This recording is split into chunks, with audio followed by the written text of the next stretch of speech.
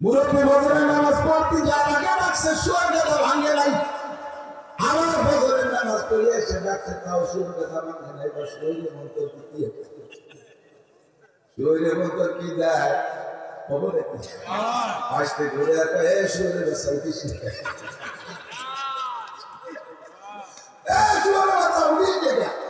তিন চারটে মন্ত্র মারার পরে তারপরে শুয়ার কথা ভাঙবে। অথচ নামাজি মানুষ যদি কারণ বছর ঈশার নামাজ ছুটে যায়, ডাকতে চলে যায় তার টেনশনে ফজরের নামাজ সময় মতো উঠে পড়ে এরপরে আবার ঈশার খাজা পাক রব্বুল আলামিন 5টা জিনিস বানাইছেন নিজ হাত দিয়ে। এই 5টাই একের পর এক সুন্দর, সবই সুন্দর, তার সৃষ্টির ভিতরে কোথাও কোনো ফুতুর নেই। আল তারান ফুতুর ثم ارجع البصر كرتين ينقلب اليك البصر خاسئا وهو حسير। আগে বলেন ফারজিল বসর হাল তামাম ফিতুর, তোমার সৃষ্টির ভিতরে দেখো তুমি যেটা সুন্দর পাবে, কোথাও কোনো ত্রুটি খুঁজে পাবা না। একবার ঘুরে দেখে আসো, যদি খুঁজে না পাও তাহলে আরেকবার যাও। সুন্দর গেল বসর কারদাতাই, তোমার দৃষ্টিকে আরেকবার ঘোরাই নিয়ে আসো, তুমি জেনে নাও। ثم ارجع البصر كرتين ينقلب اليك البصر خاسئا وهو حسير। তুমি নিজের পর নিজে আফসোস করবা, কেন ঘুরতে গেলাম, কোথাও তো কোনো ত্রুটি নেই। আল্লাহর সৃষ্টির ভিতরে কোনো ত্রুটি আপনাদের দাবিতে আছে? সব কিছুই সুন্দর করে বানাইছে। তার মধ্যে 5টা জিনিস যত সুন্দর দেখতেছেন সব সুন্দর বানাইতে আল্লাহ হাত ব্যবহার করেন। কোন বলছে সব হয়ে গেছে। আসমান এত সুন্দর, কোন সমান আসমান হওয়া হয়ে গেল। চন্দ্রটা এত সুন্দর, কোন সংসার কমারান চাঁদ হওয়া হয়ে গেল। সূর্যটা এত সুন্দর, কোন কমার সংসার সূর্য হয়ে যাবে। কোন মালাইকা ফেরেশতারা এত সুন্দর হয়ে গেল। ফেরেশতারা জিসমুন নুরানি, নূরের একটা ফেরেশতারা। সব কিছু বানাইছে আল্লাহ তাআলা কোন শব্দ দিয়ে? 5টা জিনিস বানাইছে আল্লাহ তাআলা তার হাত দিয়ে। তার মধ্যে 1 নাম্বার আল্লাহ বসার জায়গাটা। আল্লাহ তো বসে, আল্লাহ বসে। সাহাবায়ে কেরাম বলেন ইয়াজলিসু রাব্বুনা, আমাদের আল্লাহ কি বসে? বললেন অবশ্যই বসে। তো কিসে বসে? চেয়ারে বসে। আর তো চেয়ারের আগে কি কুরসি, চেয়ারের আগে আল্লাহর চেয়ারে বসে। আল্লাহর চেয়ার কেমন, কত বড়? ওয়াসিয়া কুরসিয়ুস সামাওয়াতি ওয়াল আরদ। এখানে আয়াতুল কুরসি আল্লাহর চেয়ারের আয়াত। বিশাল বড় 7 আসমান জমিন চেয়ারের নিচে একটা বলের মতো পড়ে আছে। বিশাল চেয়ার। চেয়ারটা থাকে কোথায়? এই চেয়ারটা কোথায় আছে? স্টেজের উপরে। আল্লাহর চেয়ার স্টেজের উপরে। আল্লাহর স্টেজের নাম কি? আল্লাহর স্টেজের নাম হলো ইস্তাওয়া আলাল আরশ। আল্লাহর স্টেজের নাম হলো আরশ। কি নাম? তো আল্লাহ পাক রব্বুল আলামিন তার এই আরশটাকে তার শায়ানে শান যেমন দরকার সেমন নিজ হাত দিয়ে তৈরি করেছে। আল্লাহর আরশ আল্লাহ নিজ হাত দিয়ে। হুজুর বলেন মালা আইনুন রাআ, জীবনে কত রাজা বাদশার চেয়ার দেখছো, ওই চেয়ারে তার কোনো দৃষ্টান্তই জগতে নেই। কত স্টেজ দেখছো, কত সাজগোজারা স্টেজ, ওই স্টেজের মতো স্টেজ হবে, তার নাম আল্লাহ। ইন্নাল্লাহা জামিল ইউহিব্বুল জামাল। আল্লাহ পাক সুন্দর, সৌন্দর্যকে পছন্দ করেন, বিধায় তার স্টেজটাকে সুন্দর করে রেখেছেন। 2 নম্বরে আল্লাহ পাক যে কলম দিয়ে লিখবেন, লেখেন, তকদির লেখে, মানুষের তকদির লেখে। 104খানা আসমানি কিতাব লিখেছেন কলম দিয়ে। ওই কলমটা আল্লাহ তাআলা নিজে হাত দিয়ে বানিয়েছে, পছন্দ করে। আমাদের বাংলাদেশের এক বড় লোক, নাম তার মুসা বিন শামসের, আমাদের ফরিদপুর বাড়ি। ওনার একটা কলম আছে, সেই কলমটার দাম 3 কোটি টাকা। কয় কোটি? এই কলম দিয়ে উনি তৌরাত, জাবুর, ইনজিল এগুলো লেখেন। সুইস ব্যাংকে টাকা উঠাইতে যেই কলম দেয় উনি সইটাই কলম দেন 3 কোটি টাকা। তো মুসা বিন শামসের শহীদ ব্যাংকের সুদের টাকা উঠে থেকে 2-3 কোটি টাকা কলম বানায় আল্লাহ পাক 160 আসমানি কিতাব লিখতে কেমন কলম বানাইতে হবে। 3 নম্বরে আল্লাহ তাআলা 8টা জান্নাতের মধ্যে জান্নাতে আদম নামে একটা জান্নাত আছে, এই জান্নাতটা আল্লাহ নিজ হাতে তৈরি করেছেন, যেমন পছন্দ হয় সেরকম করেছে। তবে এর চাইতে ফেরদাউস আরো সুন্দর, সবচেয়ে শ্রেষ্ঠ ফেরদাউস। আর আমাদের নবী এবং আমাদের নবীর উম্মত যারা জান্নাতি হবে তাদের জান্নাতুল ফেরদাউসের ভিতরে মেহমানদারি হবে ফেরদাউস নুজুলা। ইন্নাল্লাযীনা ক্বালু রাব্বুনাল্লাহু থুম্মা ইসতাকামু তাতানাজ্জালু আলাইহিমুল মালাঈকা আল্লা তাখাফু ওয়া লা তাহজানু ওয়া আবশিরু বিল জান্নাতিল্লাতী কুনতুম তু'আদুন نحن أولياؤكم في الحياة الدنيا وفي الآخرة ولكم فيها ما تشتهي أنفسكم ولكم فيها ما تدعون এরপরে হলো নুজুলাম মিন গফুরির রহিম। ফেরদাউসের মধ্যে আপনাদেরকে দিয়ে বলবে যা বলবা তা পাবা, যা ভাববা তাও দেওয়া হবে। কি বলেন সুবহানাল্লাহ।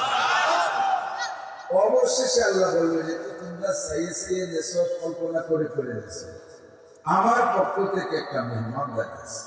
নুজুল মানে মেহমানদারি, নুজুল মানে মেহমানদারি। আল্লাহর পক্ষ থেকে একটা মেহমানদারি হবে জান্নাতুল ফেরদাউস, আপনারাই পাবেন। আমি নবীর কথা।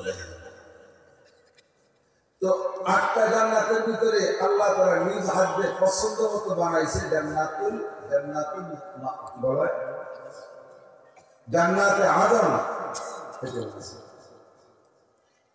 4 নম্বর আল্লাহ তাআলা মুসা আলাইহিস সালাতু ওয়াস সালামের তাওরাত খান লিখেছেন ওই কলমতে নিজ হাতে।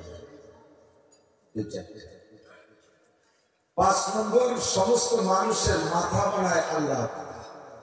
মাথা বানায় কে? এবারে 5টা 15টা সে তোরা সুন্দর করলা তাকে তার জান্নাত কুরআন শরীফ হাসিল করে দিল। মুসা আলাইহিস সালাম তাওরাত লেখছেন জিয়াদ দিয়ে আমাকে খান তো আল্লাহ দিয়ে দেখেন। আমাকে কুরআন সম্পর্কে আল্লাহ পাকের বক্তব্য হলো কুরআন এটা আমার কালাম। কুরআন সম্পর্কে বলি কিতাবুল্লাহ বলি না। মুসা আলাইহিস সালামের কিতাবের নাম কিতাবুল্লাহ, ঈসা আলাইহিস সালামের কিতাবের নাম কিতাবুল্লাহ, দাউদ আলাইহিস সালামের কিতাবের নাম কিতাবুল্লাহ, আর আমাদের কুরআন শরীফের নাম কালামুল্লাহ। কি বলেন? এই এলাকায় যে মাঝে মাঝে দুই একজন কালামুল্লাহ আছে সেটা কালামুল্লাহ, এটা আল্লাহর সরাসরি জবান মিশ্রিত ভাষা। এটা আল্লাহ পাক রব্বুল আলামিন কলম দিয়ে লিখে খাটো করেন, সরাসরি তার জবানের কথা। বলেন না সুবহানাল্লাহ। তো বলতে যে 5টা বলে বললাম, আমার মূল উদ্দেশ্য হলো যে আল্লাহ তাআলা তার বসার জায়গা আরশে আজিম বানাইছে নিজ হাতে পছন্দ করে। কাজে আমাদের প্যান্ডেল স্টেজে হইতে হবে সুন্দর। যদি আপনাদের অভিজ্ঞতার অভাব থাকে তাহলে আগামী বছর আল্লাহ হায়াতে বাঁচাইলে আপনাদের সবার দেওয়া কমপক্ষে আমার 70 মাদ্রাসা প্যান্ডেল দেখতে হবে। শুধু প্যান্ডেল বেশি বড় বানাই না, 150 ফিট বাই 150 ফিট বানাই। প্যান্ডেল খরচ প্যান্ডেল তৈরি করতে লাগে 80,000 টাকা। আর আপনি নেলারা তো বলে 1 কোটি টাকা দিয়ে বানাচ্ছে। সেটা যারা দেখছেন তারা দেখছেন। তারপরে তো দেখছি বিদেশি কোম্পানি কম বলছে যত গরিব একটু বেড়া তো দিতে এসে কিছু এই পর্দার অভাবে ঠান্ডা লাগতেছে, জিনিস ভাব কথা একটা ঠান্ডা। আল্লাহ তাআলা হেফাজত করুন, বলেন আমিন। আপনাদের এই পাশারা মাহফিলে আমার কাছে থেকে বৈশাখ জ্যৈষ্ঠ 36 শুরু হয়, ফাল্গুন নিয়ে 2 তো এবারে ফাল্গুন 36 জড়াই গেছে রমজানের ভিতরে, এই জন্য একটু লস হয়ে গেছে। 2-1টা মাহফিল আগে আছে। এই পাশারা প্যান্ডেল করার ভয়তে ওই বৈশাখী জনের মাহফিল রাস্তা বলে দুটো মাঠ বলে দুটো গাড়ি 2 দূরে লাইট দেয়, বক্তার জন্য সেটা অসরবার বানায় দেয়। প্যান্ডেলে পয়সা খরচ করবে, এই শেষভাবে বাদ দিতে হবে। আমি কিন্তু বিশালে আসতে না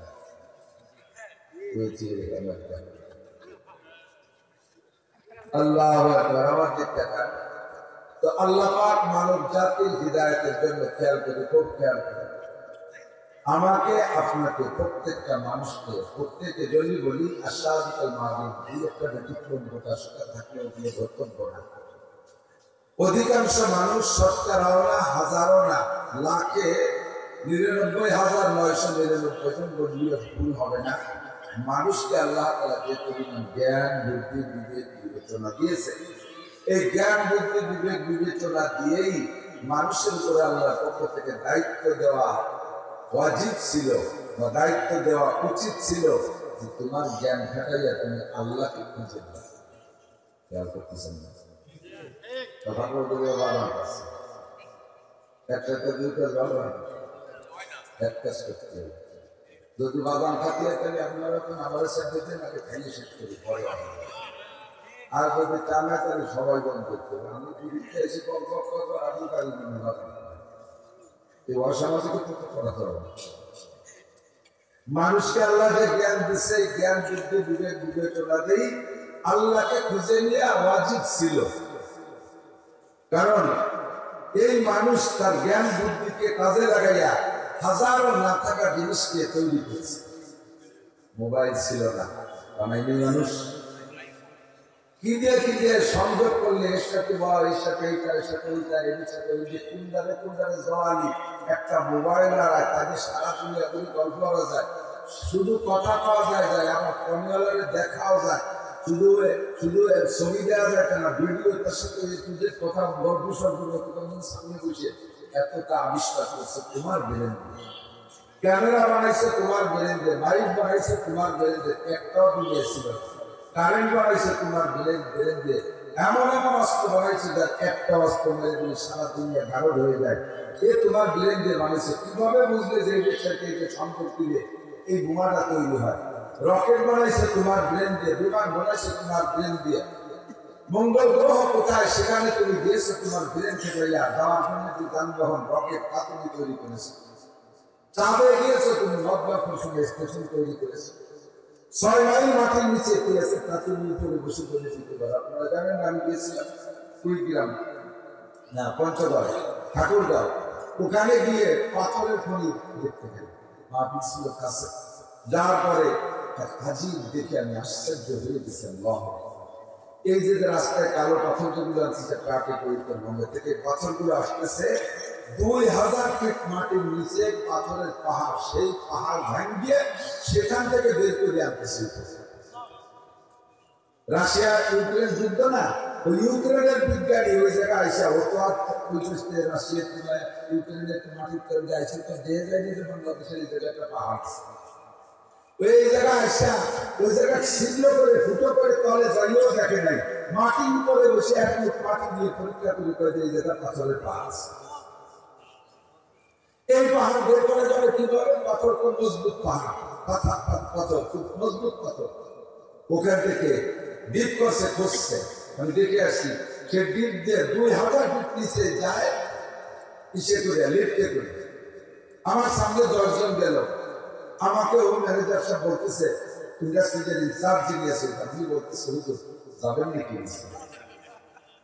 2000 ফিট নিচে যাইতে মাত্র 2 মিনিট সময় লাগে, এত দ্রুত গতির এই লিফট বানিয়েছে।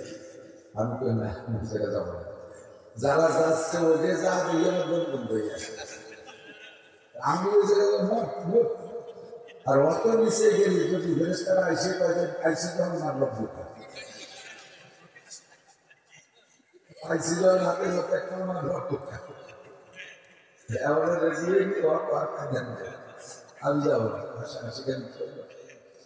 এই পাথর উঠেছে ওখান থেকে সিস্টেম হলো যাইয়া এই 10 জন যাইয়া বোমা নিয়ে গেছে, মিটার বোমা নিয়ে বিভিন্ন পয়েন্টে সেট করে দিচ্ছে। আগে পাথরের পাহাড়ের পাশে খুঁজতে জায়গা বানাইয়া এরপরে যে ওখানে বোমাগুলো সেট করে দিয়েছে, পুরা চলে আসার পরে উপরে থেকে রিমোট চাপবে, রিমোট কন্ট্রোল বোমা, এই বোমাগুলো ওখানে পাশ করে বিশাল বিশাল ঠান্ডা করে খান করে পাহাড় ফেটে টুকরো হয়।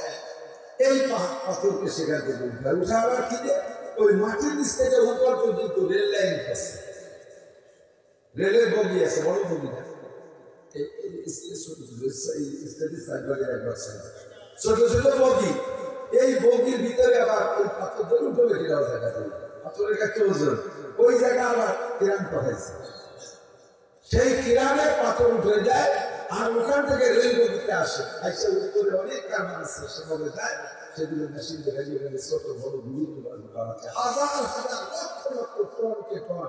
তোমরা বলেন আরো 100 বছর উঠলেও একটা পাহাড় শেষ করা যাবে না, এরকম পাহাড় মাটিতে মধ্যে হচ্ছে।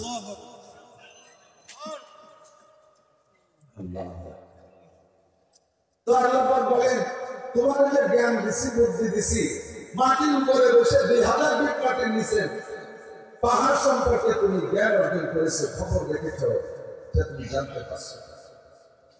আরো কত খনিজ সম্পদ তুমি মাটির নিচ থেকে বের করতেছো।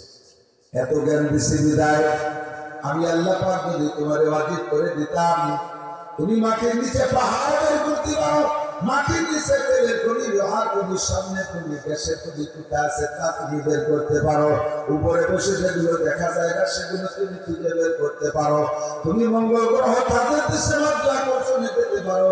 তোমার এই ব্রেন খাটাইলে তুমি তোমার সৃষ্টিকর্তা আল্লাহকে খুঁজে বের করতে পারতা। আমি যদি ওয়াজিব করে দিতাম যার যার জ্ঞান খাটাইয়া ব্রেন খাটাইয়া দুনিয়াগুলো পাও,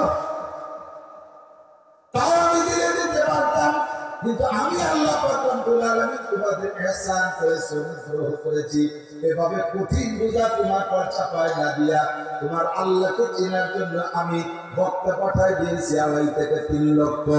আমার রূহের জগতে বসাইয়া আমি 2.5-3 লক্ষ নবী রাসূলকে আমি আমার সাথে সম্পর্ক করাইয়া, পরিচয় করাইয়া, শিক্ষা দীক্ষা দিয়া দুনিয়ায় পাঠিয়েছি।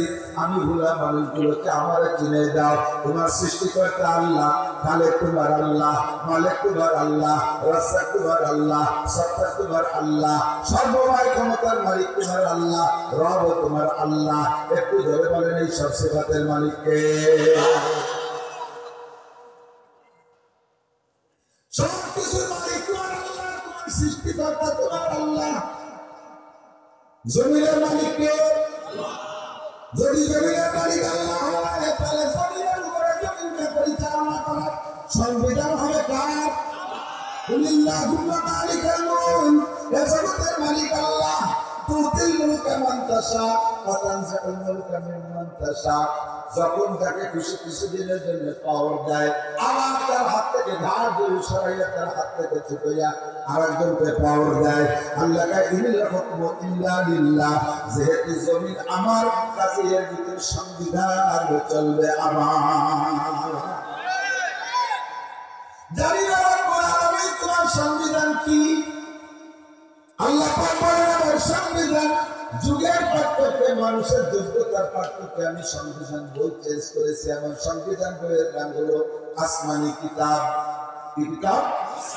আসমানি কিতাব। এটা ডক্টর ইউনূস সাহেবের লেখা না, এটা আমাদের ডক্টর কামাল সাহেবের লেখা না, এটা বঙ্গবন্ধু শেখ মুজিবুর রহমানের লেখা না, এটা প্রেসিডেন্ট জিয়াউর রহমানের লেখা না, এটা প্রেসিডেন্ট এরশাদের লেখা না।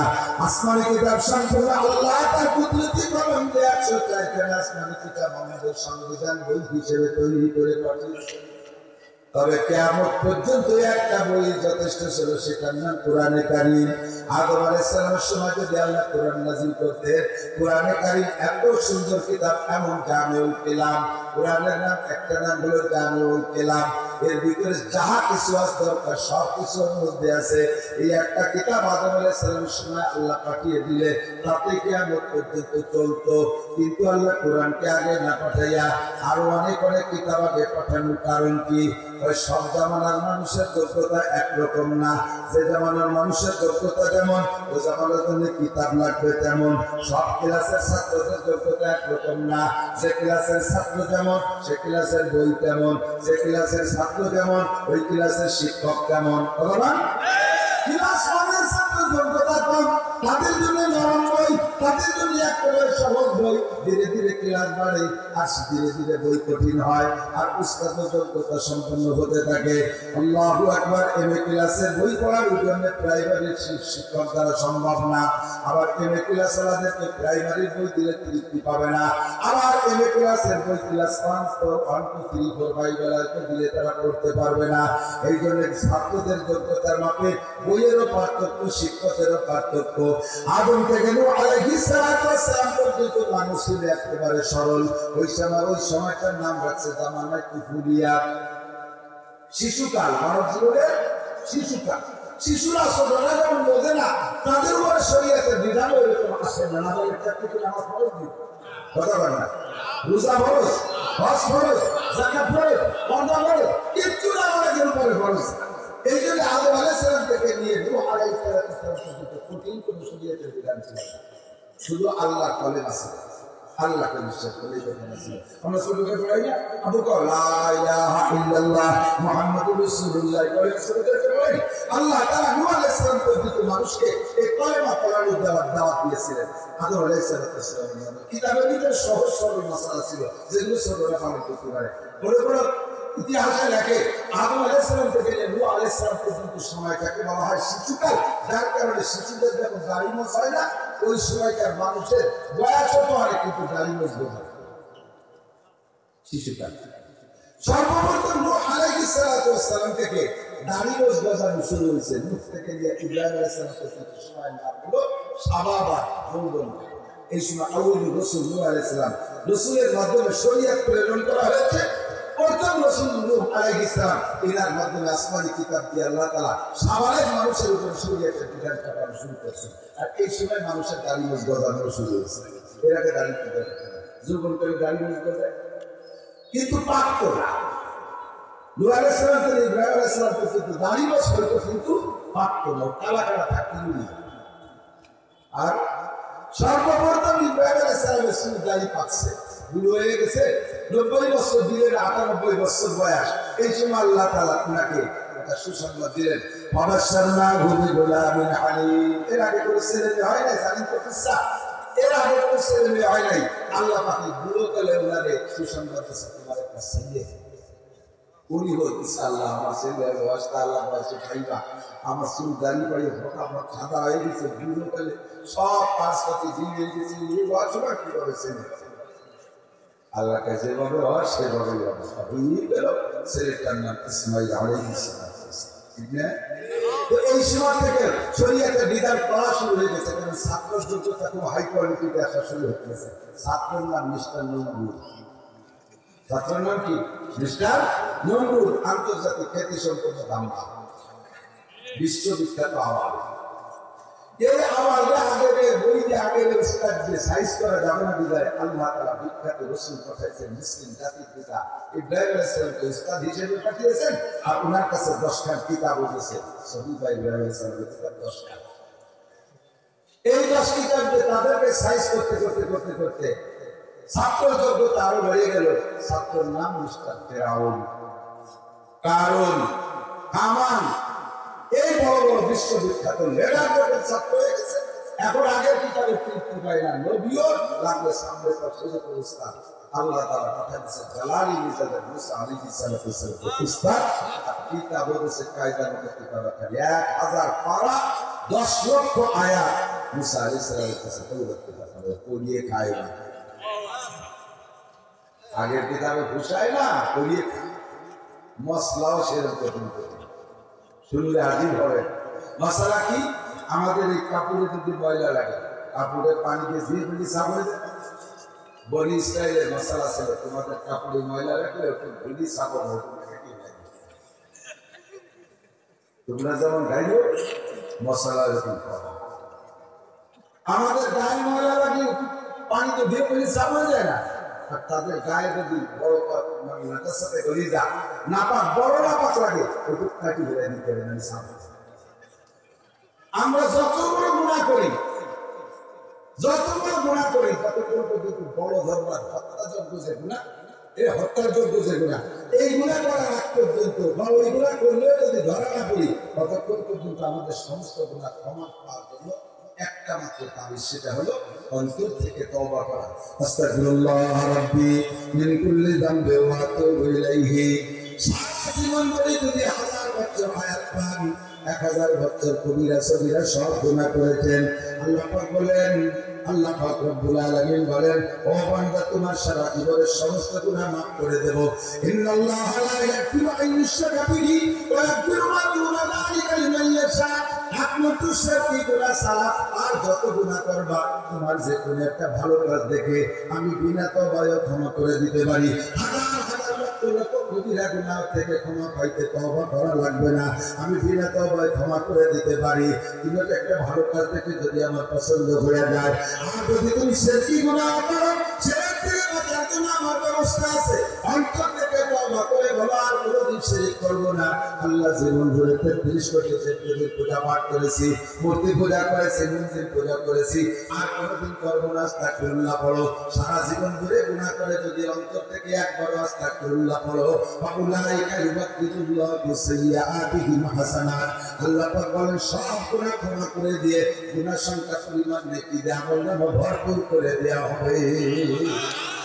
আমরা যত গুনাহ করি আস্তাগফিরুল্লাহ শেষ, আস্তাগফিরুল্লাহ শেষ। এই মোবাইলের ভিতরে 32 জিবি মেমোরি লোড দিয়েছেন, 5-7 বছর পর্যন্ত লোড দিয়েছেন। এর ভিতরে যা যা লোড দিয়েছেন এগুলো সব মুস্তিতে 8-10 বছর লাগে।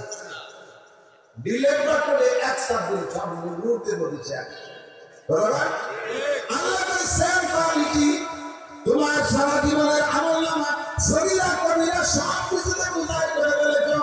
তুমি যদি আজকে রাতে বিছানায় যে ডান কাতে শুয়া অন্তর থেকে 3 বার পড়ো, আস্তাগফিরুল্লাহাল্লাযী লা ইলাহা ইল্লা হুয়াল হাইয়ুল কাইয়্যুম ওয়া আতুবু ইলাইহি।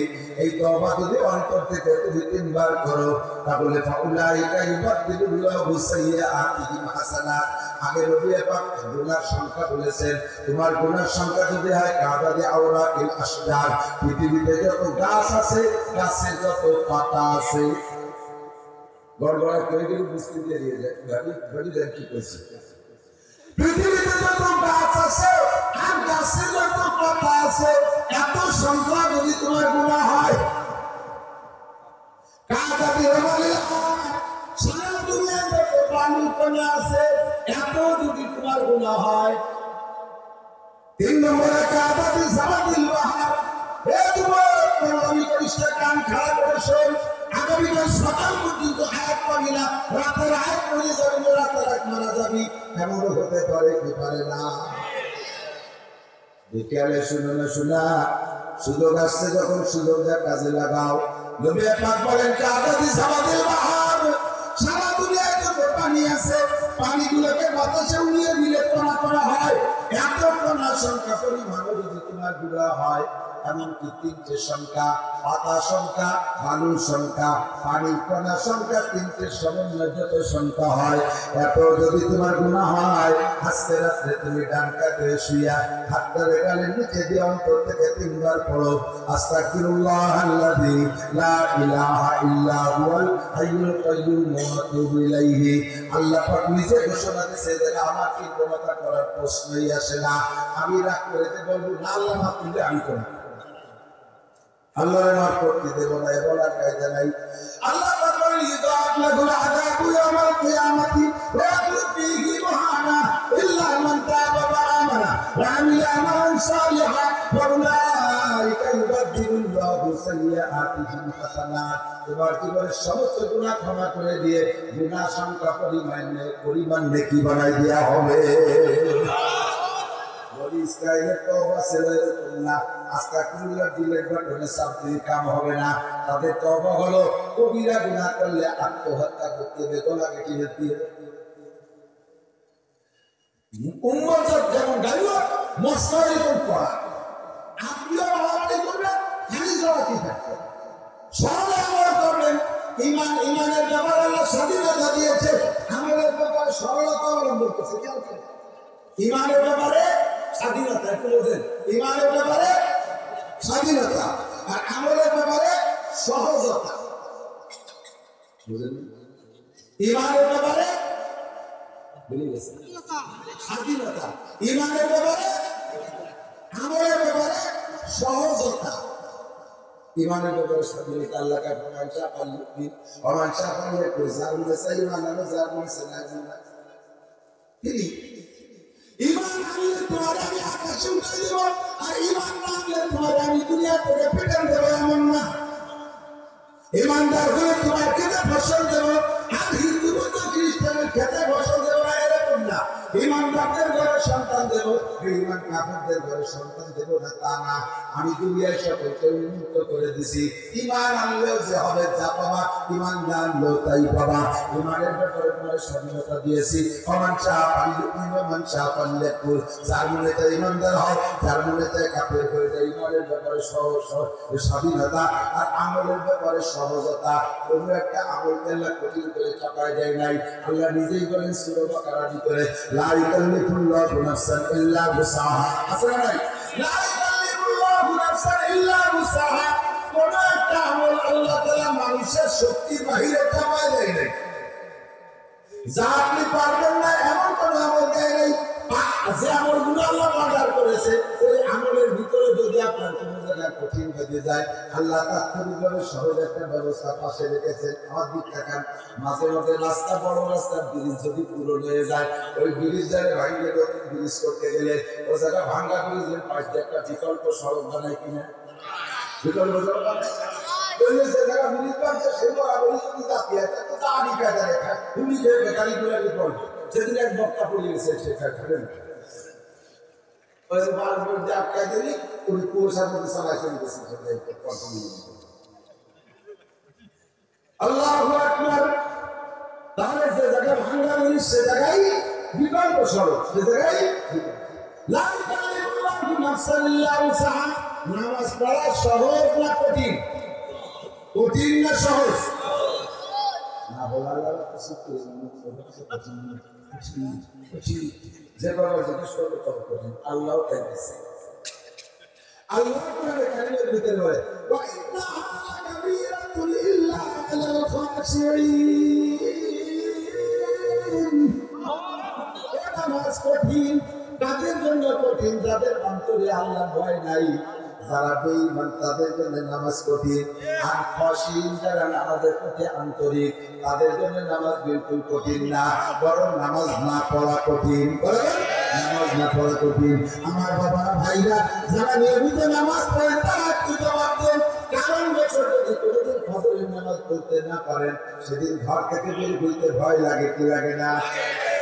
দুপুরে যদি কারণ বছর জোহরের নামাজ পড়তে না পারেন, খানা খাইতে যে দেখবেন খানায় তৃপ্তি পাবেন না, মজা পাচ্ছে না, মনের মধ্যে একটা উদ্দিন ভাব।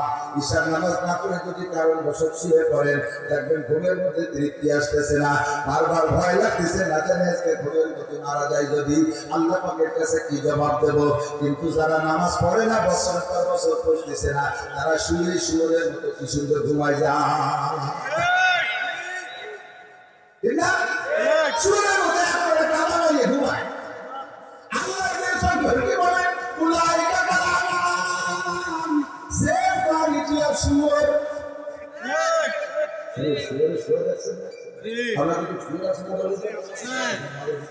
বেশি বুঝে আমার কোনো দিক পাওয়া যায় না। এই উদাহরণ করতে গেলে শুয়োর যাকে 1500 শুয়োর থাকে না, এই 1500 শুয়োর দিন করে খাইয়ে দেয়, রাত্রে নিজেদের শরীর। ওরা তো প্রত্যেকে আলাদা একটা খাটে মশারিতে নেশে কম্বল আছে, ওরা 93 কম্বল বসে বসে দেয়। শুয়ার সিস্টেম কি? এই যদি 1000 শুয়োর আলাদা আলাদা বসে, তাহলে শুয়োর সত্যি লাগবে 2 বিঘে জায়গা। এই 500 শুয়োর শোয় মাত্র 2 কাঠা জায়গা। একটার পর একটা, তার উপরে একটা ভাষা পর একটা লোক, একটা নই পর একটা বেকারে ধরেন না। এইভাবে গাদা, এর নাম হলো শুয়োর গাদা। পরিবেশের আছে নাকি? শুয়োর গাদা কেন? একটার পর 5টা শরীর, একটার পর একটা গাদা বেরিয়ে শুয়োর গাদা। নাম শিশান নামাজ না পড়ে যদি সে তার ভিতরে শান্তি বিরাজ করে, সেটা ঘুম আসে না। আর বেনামাজিরা 5:30 একসাথে এক কম্বলের তলে শুয়োর গাদা দিয়ে শুয়ে। ওরা আবার আমাদের হুজুরদের একটু খেপায়, হুজুর দেখতে হুজুরি হুজুরি মিল এক হুজুর একটা কারা হুজুর একটা দুই হুজুর এক করতে কিও পারে না শুই হোক আমি হতো না একসাথে চলে গেছে মাত্র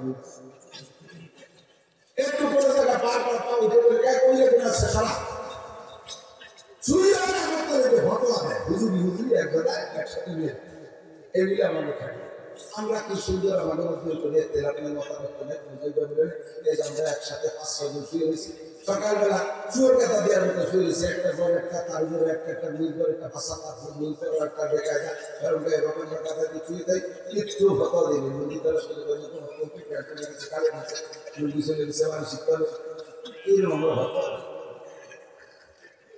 তোমার একটা তুমি কিছু শুয়োর গালা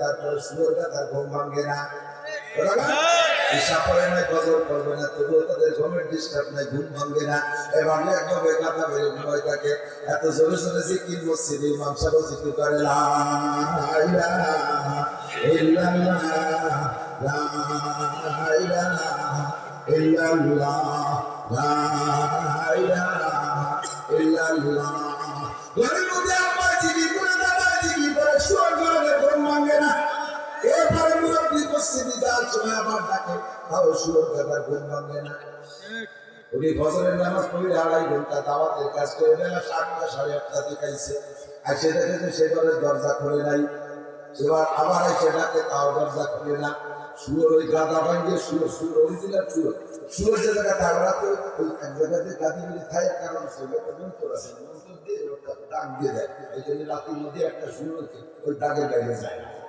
আবার সকালবেলা শুয়োরের কাওড়া শুয়োর তলে যারা কাওড়ানা রান্না বান্না করে খাইয়ে দিয়ে গোসল করে কোনো একটি রওনা দেবে সেই সময় খেতার পাশ কারটা ব্যাক মন্ত্র উল্টো তাহলে ওই দিকে ঘুরিয়ে যায় এরপরে শুয়োরকে ডাক দিয়ে মুরব্বী ফজরের নামাজ পড়তে যাওয়ার আগে ডাকছে শুয়োর গাদা ভাঙে নাই আবার ফজরের নামাজ পড়ে এসে ডাকছে তাও শুয়োর গাদা ভাঙে নাই বা শুয়োরের মন্ত্র কি শুয়োরের মন্ত্র কি দেয় খবর আসতে ঘুরে আসবে এ শুয়োরের বাচ্চা উঠিস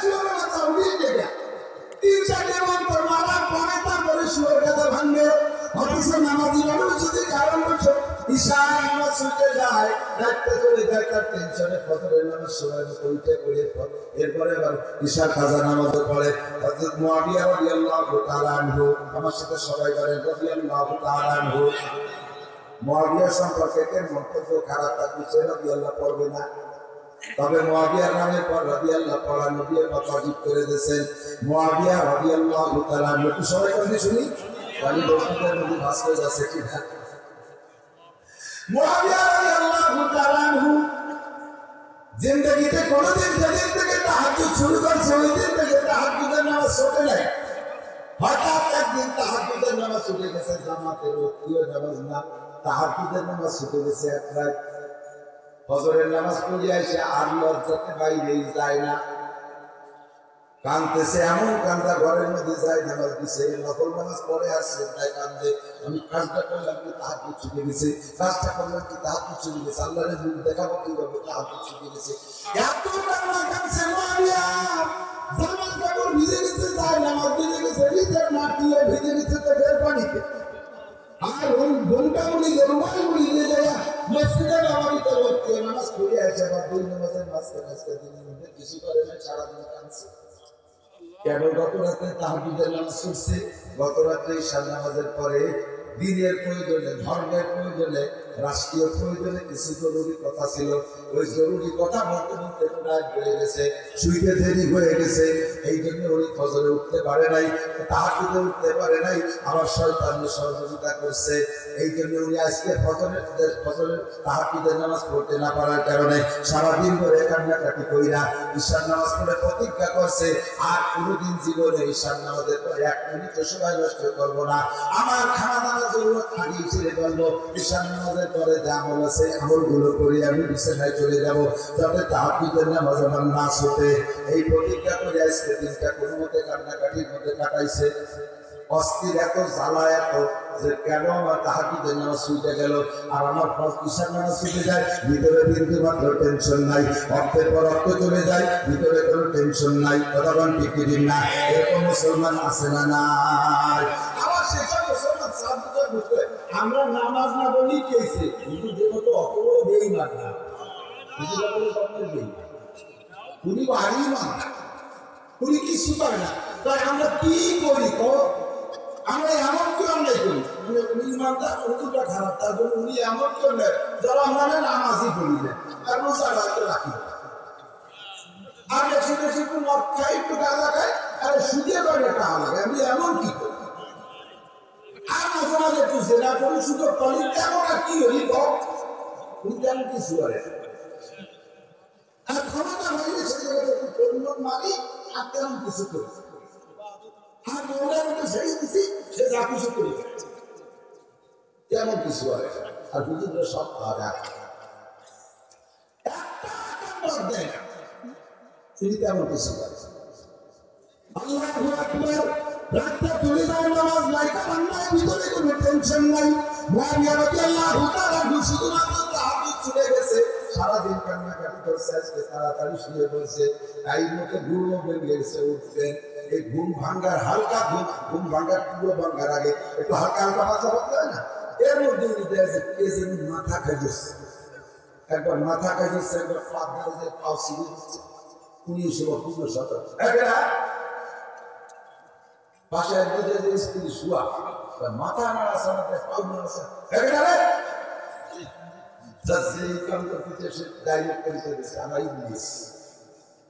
আমি শয়তান ইবলিস আছি, তুই আমার নার্সার তাহাজ্জুদ পড়বি না, তাহাজ্জুদ পড়ি না বলে আমার বলতে তুই কি যাইস, তাড়াতাড়ি ওঠে লাগে তাহাজ্জুদ পড়, আমি তো উঠবো তাহাজ্জুদ পড়তে, তুই ডাকিস না, তোর কাছ থেকে তাহাজ্জুদের থেকে ঠেকা মেরে খাইতে কিন্তু ডুবো দিবি, তুই ডাকিস কেন কি ক্রিমিনালি আছে না করে তোর তাহাজ্জুদের জন্য দেখে গিয়ে আমি দুজন কি গানের কাছে ওই নাকি বেরিয়ে উঠবো। এখন শয়তান চিন্তা করে গেছে যে যদি উঠে না পড়ে তাতে দিন গেলে আবার কেন কাজে আবার না করে উঠতেছে না, তাহলে তো কইয়েই দেয়া লাগে। তো বলতেছে হুজুর সামনে মিলে যখন আমি তো এরকম যখন আগে একটু ঠকি নিয়ে উঠছে বেদের কথা কইয়ে দিয়ে আমি ঠকি না, এক লোক ওই রাস্তা দিয়ে হাঁটতে হাঁটতে একটু শয়তানের সাথে দেখা, শয়তানের সাথে দেখা হলে পরিচয় আমি শয়তান, তো বলতেছে যে ভাই আর ভাই তোমারই তো খুঁজতেছি যে আমি তো ভালো দিক নির্দেশনা পাচ্ছি যে মুসলমান হওয়ার পরে এই মৌলবী হুজুরদের কথা কোরআন হাদিস মানতে মানতে আমার জানে কুলোই, 5 ওয়াক্ত নামাজ টাইম মতো বড় চেষ্টা করো, আমি বড় সাত করো, তুমি গাড়ো থাকো, আমি কথা করো, বড় যত সুন্দর এই সব করতে করতে কিছু করার কাজা নেই। আমি একটু খারাপ হবো কিভাবে এই বড় বুঝতেছি, তা তো যার কাছে জিজ্ঞেস করি সে আমাকে খারাপের দিক নেয় না, আমি মনে মনে ভাবছি তো অরিজিনাল তোমার সাথে সাক্ষাৎ করিয়ে বুদ্ধি দেয় আজকে পেয়ে গেছি কদিনে আমি বেঈমান আর কি করে আছে আমাকে সেই বুদ্ধি দিচ্ছে। শয়তান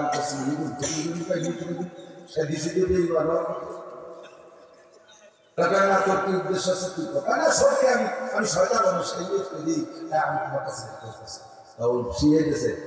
শরীয়তে যেটা করার কথা আছে ওটা করবা না, আর যেটা ছাড়ার কথা আছে ওর একটা তাহলে কি ওই লোক আমি তো এই বুঝতেছি আজকে থেকে তুই শয়তান জানিয়ে রাখি জীবনে কোনোদিন শরীয়তের যত আদেশ আছে একটা চুল পরিমাণ ছাড়বো না, এখন নিচে বসে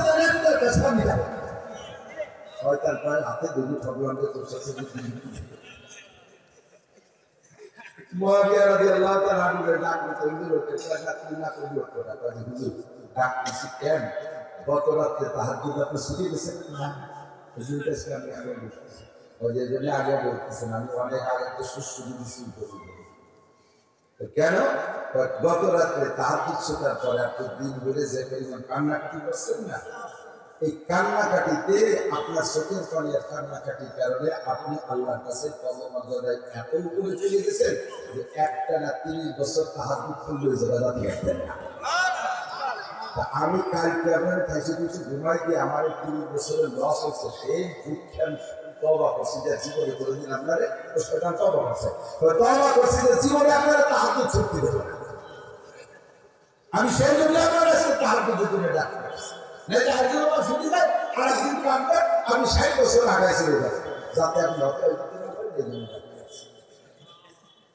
তো মুআবিয়া বলতেছেন তোরটাকে উঠিলে আর তোরটাকে তাহাজ্জুদ করতে যাচ্ছি, আমি শেষটাই উঠে গেছি তাহাজ্জুদ কথা সেটাও বললাম যে তাদের তাহাজ্জুদ ছুটে গেছে ভিতরে অস্থিরতা, মুসলমানের পাঁচওয়াক্ত নামাজ ছুটে গেছে কোনো অস্থিরতা নাই, অথচ নামাজ পড়লে মানে শান্তি লাগে। যারা পড়েন না আমি তাদের কাছে বলবো আজকে ফজরের নামাজটা আপনি পড়ে, যারা পড়েন না নিয়মিত পড়েন না, আপনি যেদিন নামাজ পড়েন কোনো কারণবশত যদি কাছে করে নামাজ পড়েন, দেখবেন নামাজের পরে আপনার মনের মধ্যে আলাদা একটা প্রশান্তি বিরাজ করতেছে।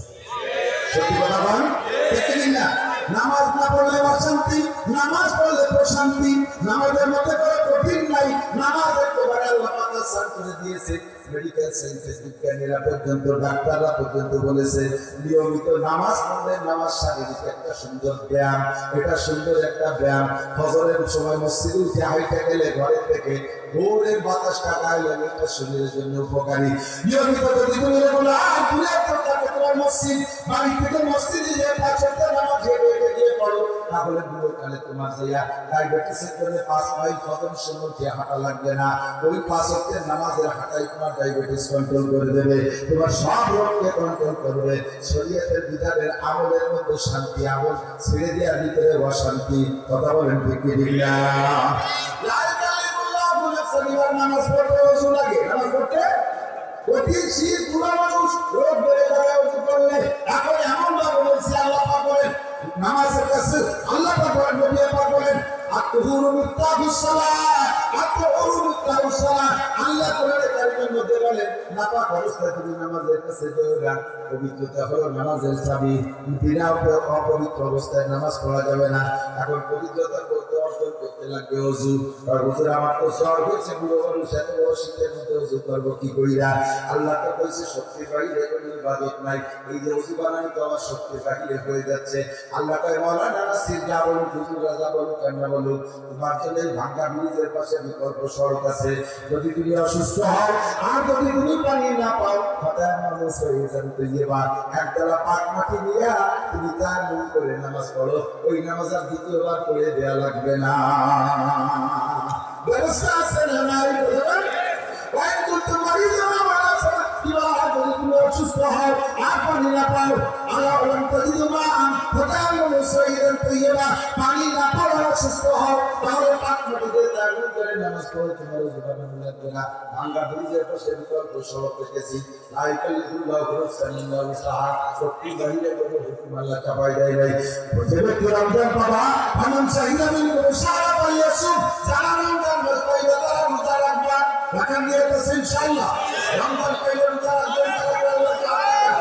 আল্লাহুম্মা বারিক লানা ফি রজব ওয়া শাবান ওয়া বাল্লিগনা রমাদান। আল্লাহ রজব শাবানের বরকত আমাদেরকে নসিব করো, বলেন আমিন। ওয়া বাল্লিগনা রমাদান, রমজান মাসে পৌঁছাই দিও। এবার আল্লাহ পাক বলেন ফামান শাহিদা মিনকুম শাহরা ফালিয়াসুম, যারা রমজান মাস পাইবে তারা অবশ্যই রোজা রাখবা। এ যুবক, সমাজের বিদায় 25 বছরের টাকলা যুবক, রমজান মাসে স্বাস্থ্য ঠিক রাখার জন্য তুমি রমজানের রোজা রাখো না, দুনিয়ার সব কাম করে দাও। আবার কিছু কিছু আছে গাদ্দার যুবক, তারা মানুষের সামনে সিগারেট উঠে খায়, আছে না? নাই কথা বলেন। রোজাদারের সামনে করে খানা খায়। আল্লাহ রাসূল বলেন, আল্লাহ পাক বলেন, যেই ব্যক্তি সুস্থ শরীরে বাড়ি থেকে রমজানের রোজা আদায় করে খায়া রক্ত সঞ্চার করলো দেহের ভিতরে, ওই রমজানের খাদ্যের কারণে যদি 1 ফোঁটা রক্ত বডিতে তৈরি হয়, ওই 1 ফোঁটা রক্ত শরীরের রক্তের মধ্যে কোনো পার্থক্য নাই। তোর দেহের মধ্যে নাপাক রক্ত তৈরি হয়েছে, নাপাক রক্ত দেহে থাকা অবস্থায় জান্নাতে যাইতে পারবে না। এই নাপাক রক্তকে অপারেশন করার জন্য তোমাকে জাহান্নাম কাটা লাগবে, আগুনের মধ্যে পুড়ে সেখান থেকে পাঠিয়ে তারপরে হাজার হাজার কোটি কোটি বছর পরে তুমি জান্নাতে যাইবা কলেমার বদৌলতে। এই রমজান মাসে কেন শরীরের মধ্যে কেন নাপাক রক্ত তৈরি করেছো? ও দোস্ত, তাহলে বোঝা যায় রমজানের রোজা ছেড়ে দেওয়ার কোনো উপায় নাই। এখন আপনি বলেন আল্লাহ আমি তো সর্বরাজ্যে চিনে গেছে আমিও কই না ইফতারও করি না, আমি কিভাবে রোজা রাখবো? আমি পারি আছি কিন্তু এমন অসুস্থ, আল্লাহ রোজা রাখলে আমার জীবন নিয়ে টানাটানি। আল্লাহকে মাওলানা নাসিম যত শক্তভাবে বলুক না কেন তোমার জন্য এই ভাঙ্গা ব্রিজের পাশে বিকল্প সড়ক আছে। যদি তুমি অসুস্থ হও অথবা সফরে থাকো, অসুস্থ হও বা সফরে থাকো, তাহলে তোমার ভিসায় এখন টাকা লাগবে না, তোমার সামনে ভাঙ্গা ব্রিজ বিকল্প সড়ক, রমজান চলে যাওয়ার পরে সুস্থ হইলে সেই তোমার বাড়িতে রোজা রাখবা।